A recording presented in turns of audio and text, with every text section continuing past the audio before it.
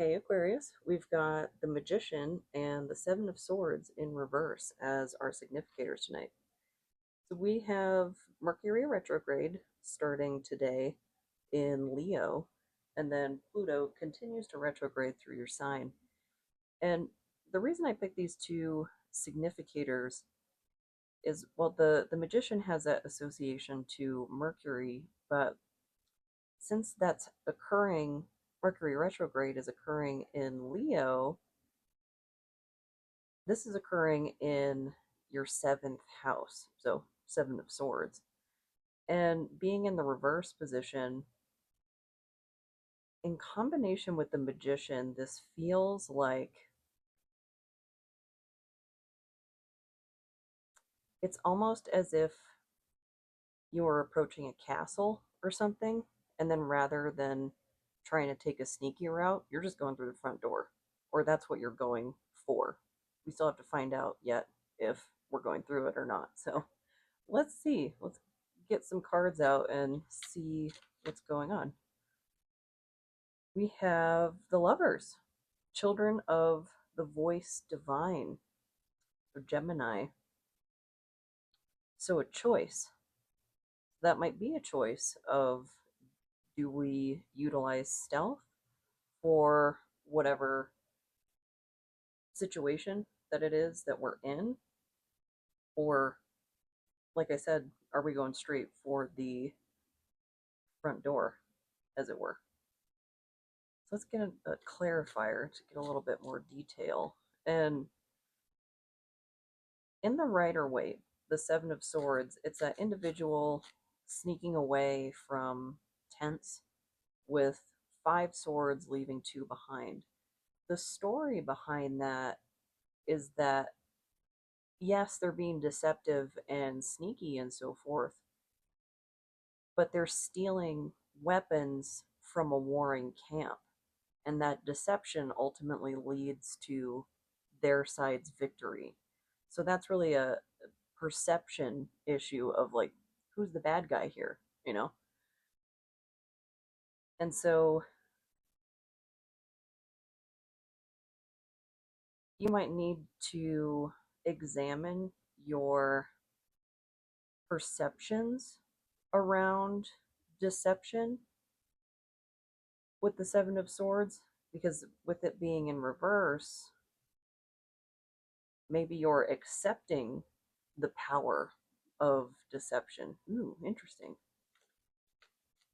Because I've always found lying as an interesting, like, ethical and moral concept, because people tend to be very polarized on it, that it's either good or bad, and failing to see the nuance within it of, were they lying to protect themselves? Were they lying because they attempted to talk to this other individual multiple times and they just weren't getting anywhere and they kind of gave up?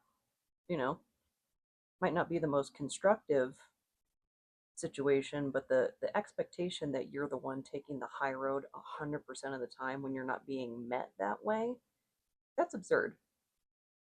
So we have the King of Swords. Okay. Prince of the Chariot of the Winds. So very intellectual, very heady energy. And King of Swords in the upright, that's like lawyer energy. Doesn't necessarily have to be that, but something real cerebral.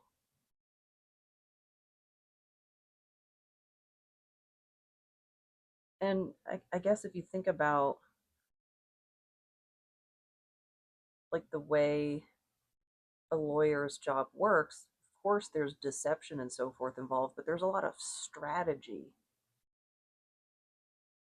And they're in kind of an interesting position if it's, like, say, a trial attorney of some sort, and the only person who's really obligated to tell the truth, like, in that arena, if you will, is the person on the stand who's taken an oath. So what is this about? Judgment. Okay, maybe it is a lawyer. Uh, Spirit of the primal fire. Oh, and this is the Hermetic tarot. So very, very occulty. And this is Uranus. Hmm.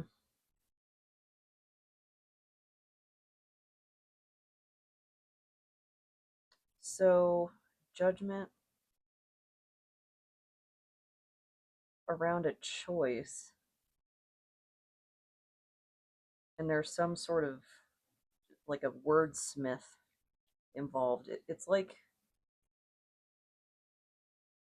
I can't see the wood for the trees in this and how it's coming out, and maybe that's an aspect of Mercury retrograde. There's something interfering with the calms, if you will. But retrogrades are an illusion. They give the appearance of a planet moving backwards. They're still on their same, trajectory.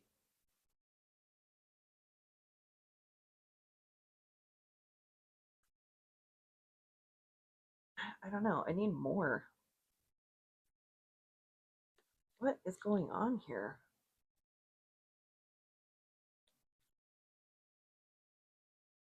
There's more about the context. Like, what is this judgment surrounding? Or let me spice up the energy a little bit with the Oracle of the Radiant Sun. Tell me more.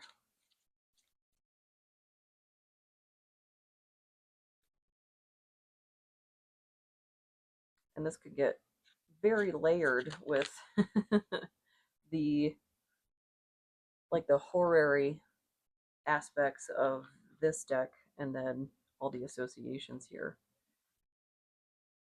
So we've got Charity, Saturn in Cancer, and Innovation, Jupiter in Aquarius.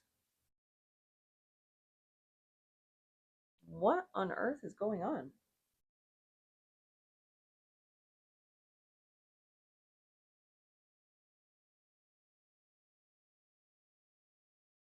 Is there something? Do you have an idea that someone is trying to help you get off of the ground?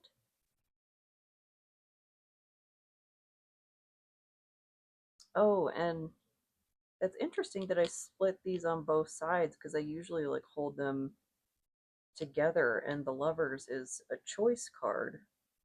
So maybe that's the decision that needs to be made. Are you going towards innovation or charity? And that's going to have to be a judgment call. Maybe utilizing a lot of logic right now, because like what I was talking about with comms being blocked, quote unquote, that could be with your intuition. Like you could be struggling to make that connection, so you have to get cerebral. Hmm.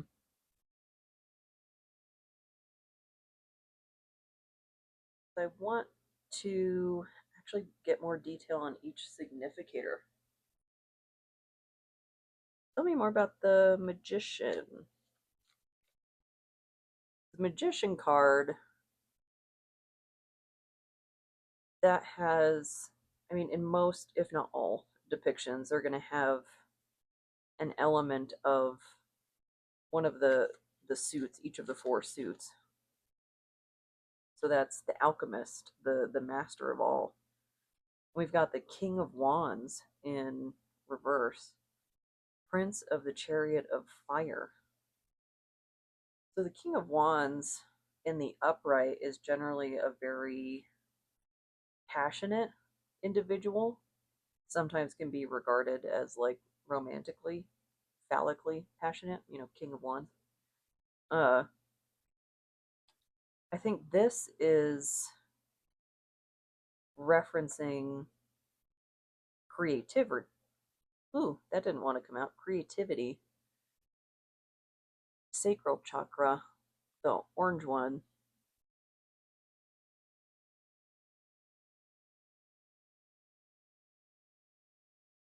So it's something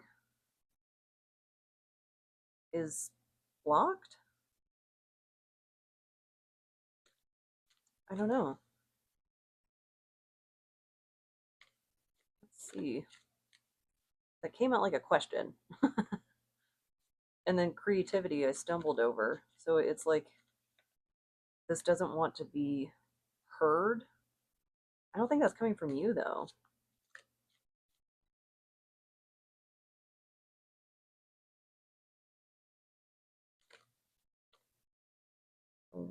What's going on with the King of what?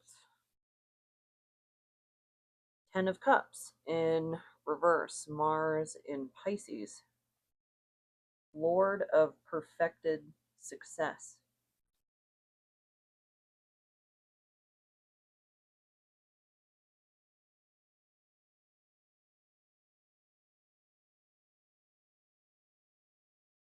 If your creativity is blocked, or even is there some sort of emotional block that is preventing you from connecting with your creativity? Because Ten of Cups, that's like the perfect happy family. Do you have people in your family, chosen family, biological family, family of origin, however that plays out, that don't like your creative expression? They want you to choose a more cerebral path, like a more acceptable of, because of course there's concerns like how are you going to pay your bills and so on and so forth. Like there's um the candidate in New York that just won the like mayor primary.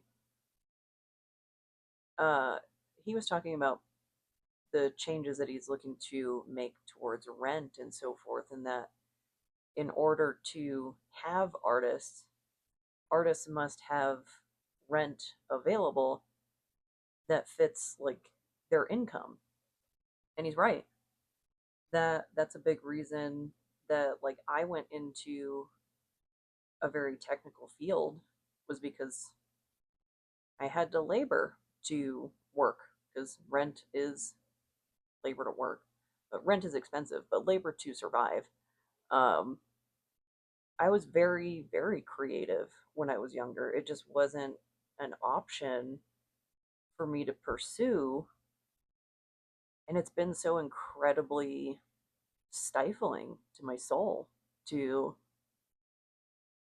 just be cramped up and cooped up in this rigid way of doing things. Like I'm a Pisces. I need freedom. I need flow. Let's see what else about this. Is it that your ideas they don't like? Is it how you're doing it they don't like? As soon as that thread came through, that just felt like, I don't know, I was able to latch on to that a lot more than this energy here. But we've got the Queen of Wands, the Queen of the Thrones of Flame, Pisces and Aries,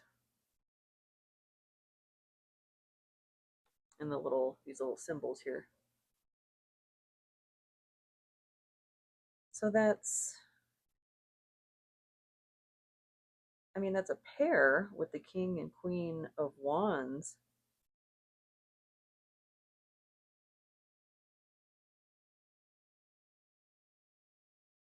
Is it a mismatch like what I was talking about?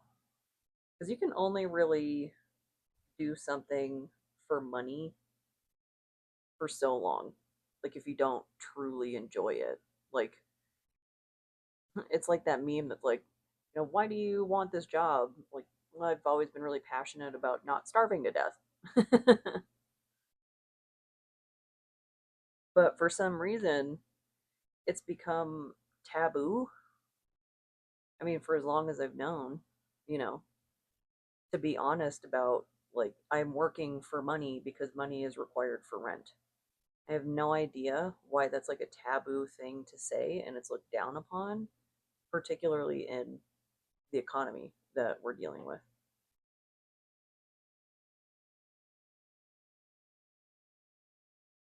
But it does bring me back to just that thought of maybe there's someone unhappy in your energy about, you steering your ship in a different direction. Uh, and I heard a good, or read a good piece of advice recently, and it was like, if you wouldn't accept advice from someone, why are you accepting criticism from them? Like, really digest any opinions coming your way. If you want to distribute energy to that, of course, if you've already landed on the this is not an opinion I value, then carry on with your day. But if it's someone you're on the fence about, there's really no urgency to give in to their criticisms or expectations or anything like that, especially if they hold no power over you. They're not paying your bills. Like, mm, stay in your lane about your opinions about what I'm doing. Uh, People can be really nosy, and there's that saying, the road to hell is paved with good intentions.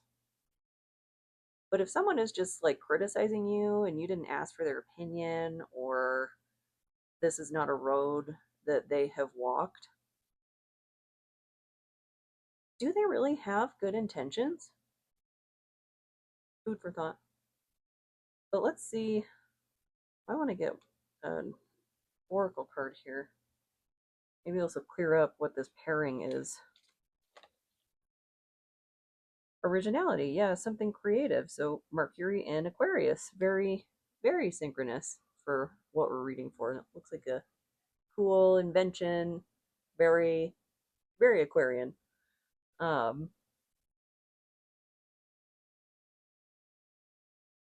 Man, maybe it's even your authenticity that they're having an issue with.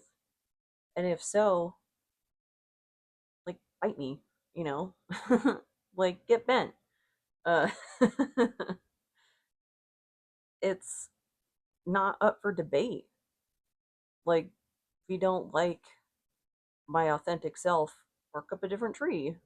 Like, you don't have to hang around me if you don't like me.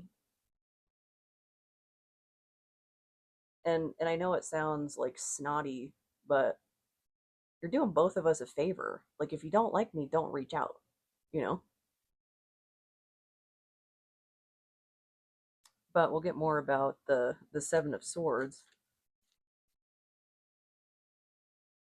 Now, people can be really passive aggressive and just sticking their nose where it wasn't welcome, and then they get mad when it like gets nipped. But Seven of Swords in reverse. So this is, like that example I was talking about for the Rider Waite.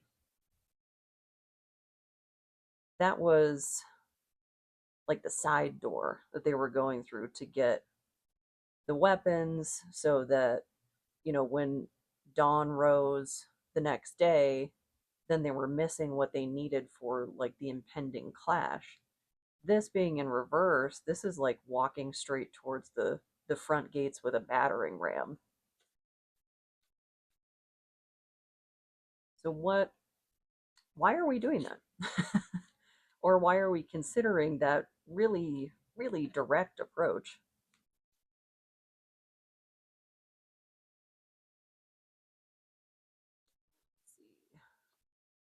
Another queen, Queen of Swords, and another pair. That's really interesting. So we've got the King of Swords and the Queen of Swords, and then the King and Queen of Wands. So the Queen of Swords,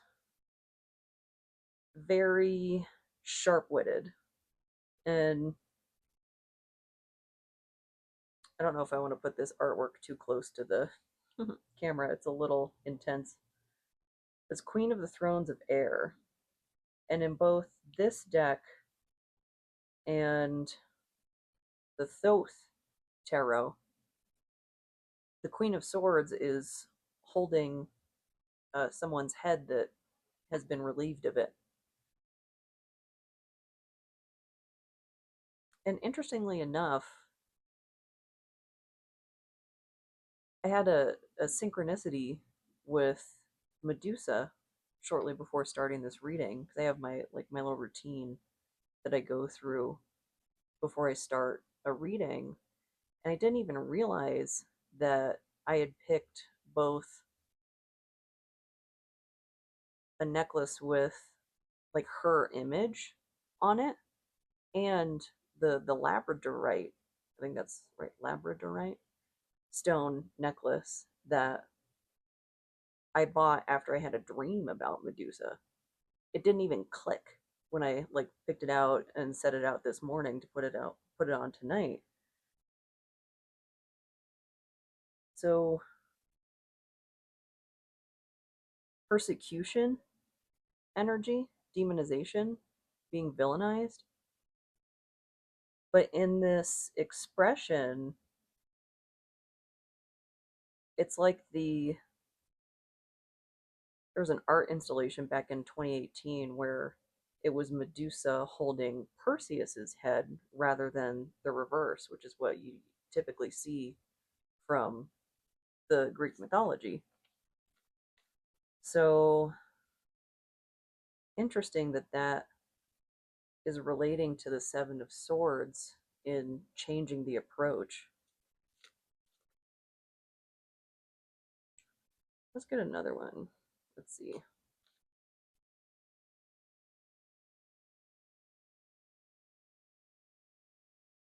What? Tell me more. What about the Queen of Swords? Hmm. They're almost flipping.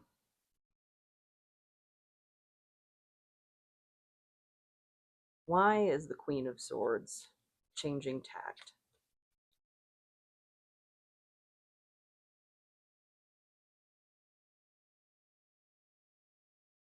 Very, very quiet, which I would expect for Seven of Swords in the upright. There we go. Another seven, Seven of Pentacles, patience. That feels very pointed. Saturn and Taurus.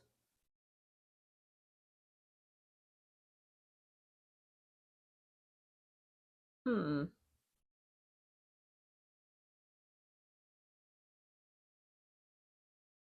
Maybe it's like the time is nigh.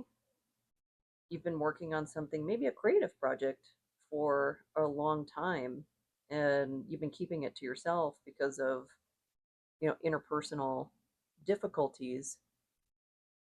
And maybe you've reached a point of, yeah, I don't care anymore. And you're setting it free, like a dandelion. Because the Seven of Pentacles, that's often like the person like leaning on like a gardening tool and kind of waiting for little seedling to poke out. Let's see, what was that? Eight of Pentacles in reverse. So the Eight of Pentacles in the upright is like mastery of your artisanship. This is the lessons aren't completely learned. It's like you're still an apprentice. Like you've learned some as the dogs outside start barking up a storm. But you're in that apprentice stage, and it's like you've mastered 7 pentacles, but it's that eighth one that maybe it's the last skill that you need to learn for the skill set, the last certificate or something or course until you are a master. So what are we trying to master? I'm gonna go here. What are we trying to master? Can't remember if I said the subtext here, but Lord of Prudence. And looks like that's the Sun in Virgo. Yeah. Let's see. Assertion, Sun in Aries.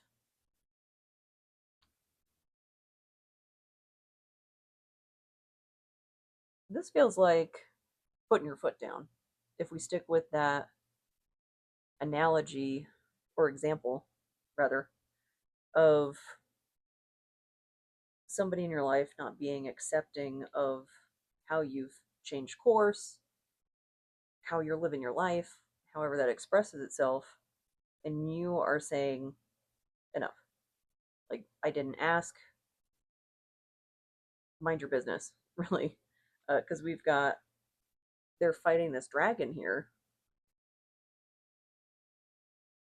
And that's just, and maybe that's a departure of the way you used to be. Maybe you kept the peace around, someone that maybe you had to walk on eggshells on because if you disagree with them, they're going to blow their lid. And you can't have a reasonable conversation with them that maybe turns into like a maladaptive deception of like, well, I can't get through to this individual. They're so stubborn, like they don't listen. If I just lie, then at least it ends the conversation sooner. Not a great tact, but also not a great situation. And there's 2 sides to that table. Yes, I know there's 4, but like you get what I'm saying. There's, 2 people on either side of that table that are contributing to the interpersonal difficulties that you might be having. And if there's an expectation of you being constructive that's not reciprocated, you might come out with shield and sword and be like, hey, no, like the boundaries are X, Y, and Z. This is where I end and you begin. Like no more. And that that could be the meaning of the 7 of Swords here, of you are no longer taking that side door. You are going for the castle gates with a battering ram of I've had enough. I've had enough tiptoeing around you and your nonsense. Take it or leave it. Like, this is the way I am. This is what I'm doing. If you'd like to support me, great. If not, see ya. Like, it could come down to that. Because I'm really not one for, like, oh, we don't talk about that. Like, it's fine that you do that as long as you don't do that in front of us.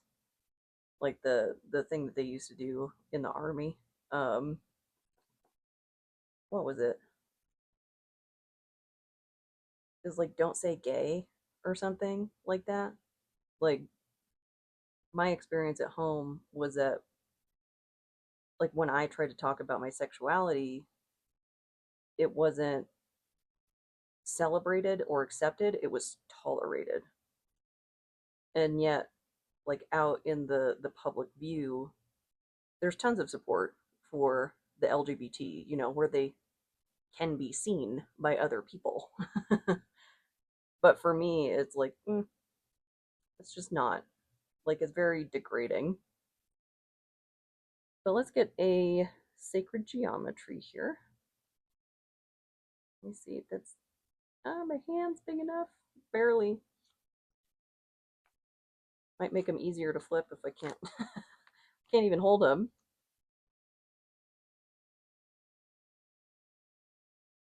I want to see maybe if this will shed light on any kind of outcome or anything we need to do. Because if you have a habit of like bending to the will of the most toxic person in the family, like don't poke the bear, um, this could be really nerve-wracking. So there might be some shadow work, different exercises, journaling. I really like guided journals. I have a tendency to like stare at a blank page for a while because I'm like, I don't know what to write. And if there's something like a prompt or something already there, that's really helpful. And there are guided journals for so many things. You can go like the simple route of like a get to know me myself, like just conversations between you and yourself that are easy questions. Like if I had three wishes, what would I wish for? And you can even go into heavier routes of there are guided journals to help you work through trauma, through things like that. So maybe that'll be helpful. Integration, yeah. So we've got number 30 here. The frequency of integration supports our embrace of every aspect of ourselves, allowing what we perceive as positive and what we perceive as negative to harmonize in a balanced symphony of life. So, considering that Mercury retrograde is happening in Leo and, in your seventh house, and depending on if you're an Aquarius like sun or rising, Leo could be your descendant as well. But the seventh house is like equality, sharing, relationships and contracts, things like that. Things that kind of have um, that interpersonal quality. And there needs to be a level of balance, equilibrium. And if you've been out of balance for a really long time, speaking from personal experience, recovering people pleaser, of now that we're in this Mercury retrograde in Leo, those really flamboyant, dramatic aspects of Leo might be coming forward to help you put your foot down. Maybe a little too hard. Mercury retrograde might not get everything right, and that's okay. You know, these healing journeys, they get so oversimplified in the context of tarot. It can come across very black and white, very rigid, limited options, and so on and so forth. But there's an incredible amount of nuance. Mistakes are going to happen.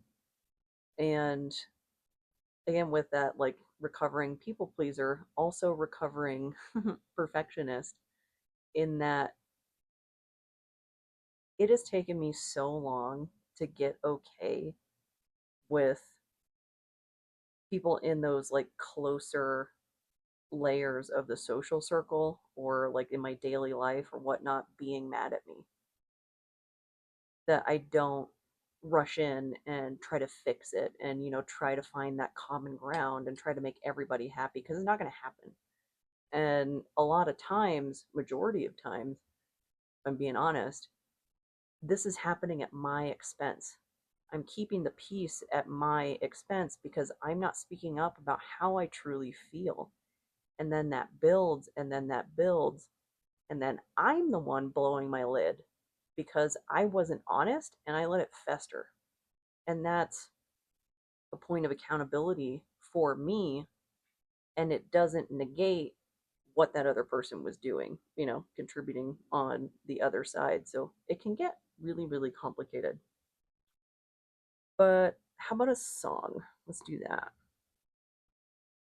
And song and or activity. That was fast. Lost on You, LP. That's a really good song. I really like the music video too. Really interesting, like vibrato to their voice, like really emphasized. Kind of a bluegrass was what came to mind, but I don't know if that's quite right. It just feels really like it's something you could go to a local festival, where they set up all the booths and they sell up their art and whatnot, and it just be like this gem you find of people playing music on the weekends, and they found some incredible singer with a beautiful and unique voice and who can whistle like nobody's business. So good song. Maybe something in the lyrics there for you. But overall, I hope this helps. I hope this resonates. And if it doesn't, I hope the next one does. Thank you so much.